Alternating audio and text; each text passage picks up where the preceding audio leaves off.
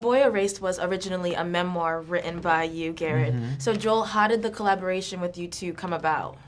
Well, I got kind of obsessed by the memoir, and when I put it down, I figured because as harrowing as the story is, there's a hopefulness to it that I think was worth turning into a movie, and I thought I need to do something about it. And so I reached out and asked if I could meet with Garrett, because it's one thing to read his memoir, but I was kind of nervous and excited. See if I'd be crazy.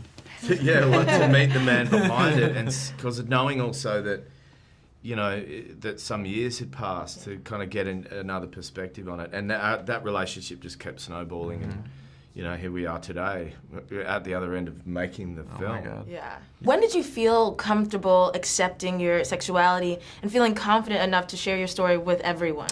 Accepting my sexuality after conversion therapy came pretty quickly. I mean, not that there weren't bumps along the road, and I think when you've been through something like that, you never get over it in some ways.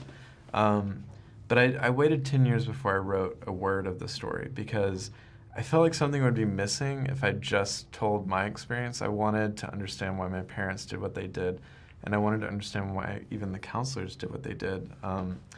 It required going back there in my head to that time period, which was actually really difficult to reconstruct once you've gone out from the other side. I just felt like in order for it to be a real sort of document of that time and that practice, that I really needed to look at all sides. I was actually just thinking, Lucas Hedges, who essentially plays you, he does a phenomenal job. Right? But was it triggering to watch your story on the big screen? I couldn't imagine. I feel so bad, because we have made a movie that I think is very triggering for a lot of people in the LGBTQ community. I've heard this a lot, but I'm proud that it's something that feels very authentic. Survivors of conversion therapy have said to me, it's hard to watch, but thank you for getting it right. It's not easy to watch it, although Lucas's performance is so mesmerizing that it makes it a little bit easier for me. Yeah. And Joel, you've actually known Lucas since he was a young boy, so how is it to actually work alongside him now?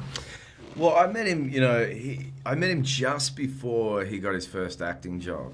His father had directed me in a movie, which I had a great experience on, and Lucas would come and visit the set, and we would play basketball and stuff. And then he got his first acting job. So he was around 12 or 13 at the time. So I've just sort of almost like a family friend, been watching him grow up on smaller and bigger roles on screen. And it just so happened that me reading the book and starting to write the screenplay collided with me rewatching Manchester by the Sea. And just I couldn't get him out of my head. And knowing him and having a history with him, just it wasn't so much easier to get him involved. It just felt nice once we were working together to acknowledge we had a bit of a history together.